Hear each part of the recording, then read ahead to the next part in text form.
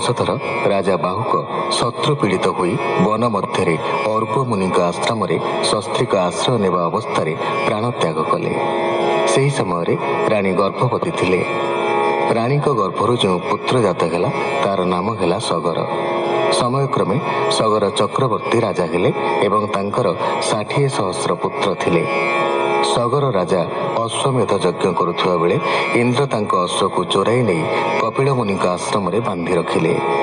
ଅଶ୍ୱକୁ ଆଶ୍ରମରେ ଠାବ କରି ସଗର ପୁତ୍ରଗଣ ମୁନିଙ୍କୁ ହତ୍ୟା କରିବାକୁ ଉଦ୍ୟତ ହେଲା ବେଳେ କପିଳ ମୁନିଙ୍କ କୋପାନଳରେ ଭସ୍ମୀଭୂତ ହେଲେ। ସୁକୌବାଚ ବାଳକ ପାଇ ତୋଷ ମନେ ଅଯୋଧ୍ୟାବାସୀ ପ୍ରଜାଜନେ ବିସ୍ମିତ ହୋଇଲେ ସକଳେ ଅସମଞ୍ଜସ ଯୋଗ ବଳେ।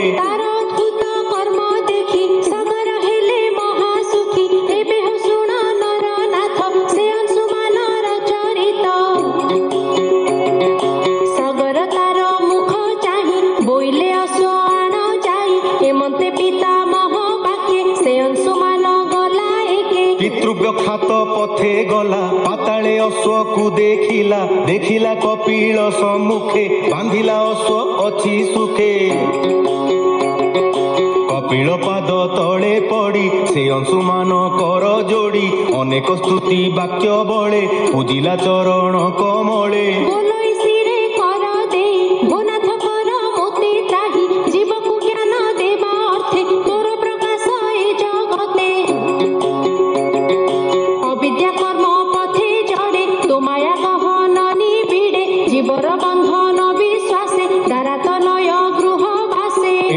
ଚରଣ କମଳେ କାଚିତ ନ ରହେ ନିଶ୍ଚଳେ ଆଜଟି ନିସ୍ତରିଲି ମୁହିଁ ଭୋନାଥ ତୋ ଚରଣ ଚାହିଁ। ଏମନ୍ତେ ତାର ସ୍ତୁତି ଶୁଣି ପ୍ରସନ୍ନ ଚିତ୍ତେ ମହାମୁନି ଅଂଶୁମାନର ମୁଖ ଚାହିଁ ବୋଲନ୍ତି ଅନୁଗ୍ରହ କହି। କପିଳ ଉବାଚ ହେ ପୁତ୍ର ଅଶ୍ୱ ଘେନି ଯାଅ ତୋ ପିତାମହ ପାଶେ ଦିଅ ଏ ଅଶ୍ୱ ଯଜ୍ଞ ପୂଜା କରି ବିଷମ ସଙ୍କଟୁ ନିସ୍ତରି।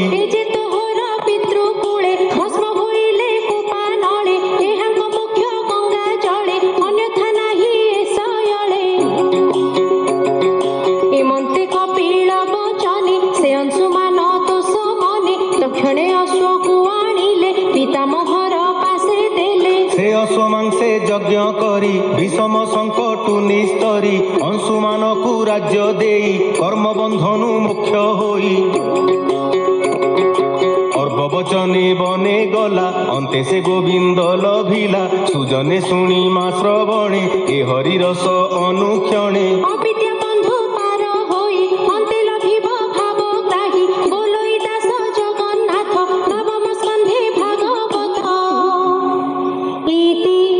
श्रीमद्भागवते महापुराणे पारमहंस्यां संहितायां नवमस्कन्धे अष्टमोऽध्यायः।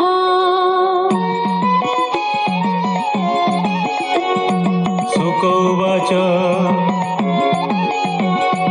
एबे हो शुण नृपमणि कपिल मुख वाक्य शुणी से अंशुमान घोर बने बसिला निश्चल आसने मन पवन संयमने संकल्प गंगार आगमे अनेक काल तप कला से बने प्राण उत्सर्गिला।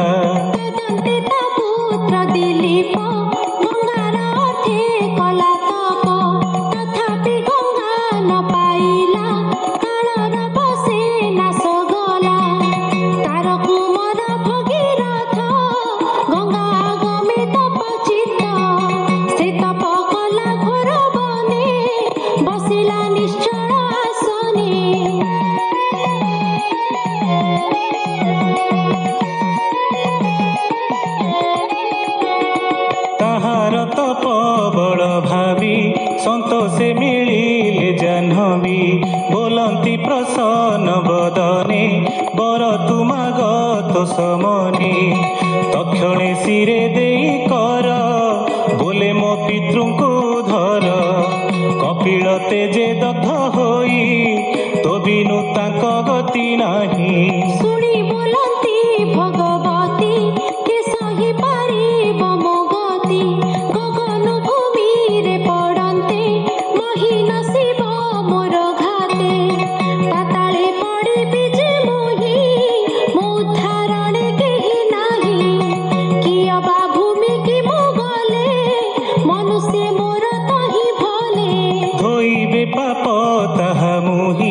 ଧୋଇବି କାହିଁ ଚିନ୍ତ ତୁହି ବିଷ୍ଣୁଙ୍କ ଆଜ୍ଞାର ପ୍ରମାଣ ନଗଲେ ନାହିଁ ପରିତ୍ରାଣ।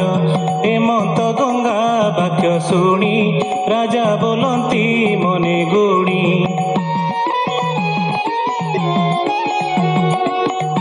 ଭଗୀରଥ ଉବାଚ ସାଧୁ ସନ୍ନ୍ୟାସୀ ଶାନ୍ତ ଦାନ୍ତ ବ୍ରହ୍ମିଷ୍ଠ ସୂଚି ଦୟାବନ୍ତ ଏହାଙ୍କ ଅଙ୍ଗ ସଙ୍ଗ ଫଳେ ପାପ ହରଇ ଭୂମି ତଳେ। ତୁମ୍ଭର ପାପ ବିନାଶନେ କ୍ଷମକି ନୋହିବେ ସେମାନେ ତୋବେ ଗରୁଦ୍ର ଅବାସ ହେ ଯେହର ବିଶ୍ୱ ଆତ୍ମା ବহে। ରୁଦ୍ରର ଦେହେ ଜଗତ ବସନ ପ୍ରାୟ ଅତପ୍ରତ ତୋହର ବେଗ ସହିବାରେ କାବିନୁ ଅଛି କେ ଅପରେ। ଗଙ୍ଗା ବୋଇଲେ ଏଟି ସତ୍ୟ ବେଗି ତୁ ସେବା ବିଶ୍ୱନାଥ।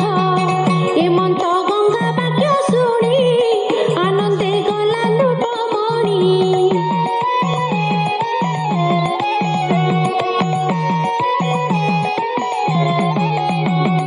ସେ ବିଲା ଈଶ୍ୱର ଚରଣେ ପିତୃଙ୍କ ଉଦ୍ଧାର କାରଣେ।